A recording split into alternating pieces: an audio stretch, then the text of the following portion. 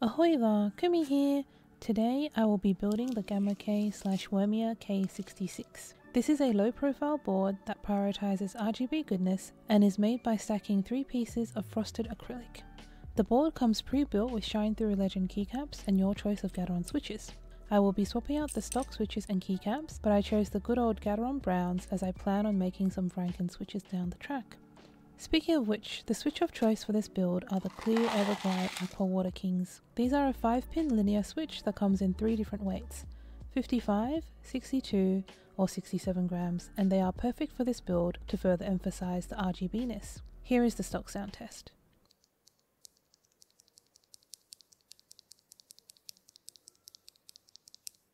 These switches do come factory lubed, but it's a bit hit or miss as they can be underlubed, overlubed, or if you're lucky, decent depending on the batch you get. To eliminate the luck factor, I cleaned off the factory lube and gave them the tried and true treatment of Krytox 205G0 on the housing and stem, tub lubed the springs with 105G0 and filmed them with Desky Fix.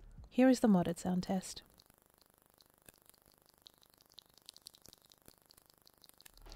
To disassemble, first remove the keycaps and switches. Once this is done, you'll notice that there are no standoffs in the board and the PCB just floats, which is interesting. Next, flip over the board and unscrew the 14 screws, being careful not to crack the acrylic. Now you can separate the top, mid and bottom acrylic plates as well as the PCB. This PCB is hot swap with south-facing LEDs and accommodates 5-pin switches. You'll notice LED nodes all around the sides of the back face of the PCB, which shine sideways and helps give the impression that the entire case is glowing. Mod-wise, the first thing to do would be swapping out the stock plate mount stabilizers as they aren't the best. My go-to are the Durock plate mounts as they are the easiest to tune and have always been reliable. Next comes the PE foam and tape mod to get that marbly sound profile.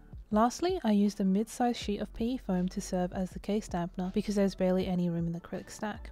To start the reassembly, first insert some switches as pseudo standoffs to hold the integrated top piece and PCB together. Then stack the case together and screw in the 14 screws, once again being careful not to crack the acrylic. To finish off, put in the switches and keycaps.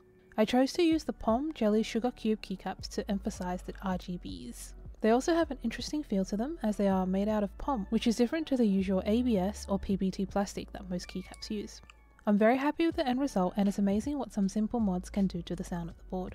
Slight sidetrack here, but I want to note that this board is not QMK or VIA compatible and there is no official software, but someone made a program that gives you much more control over the lighting of the keyboard, which is rather important as that is the main reason most people buy this board.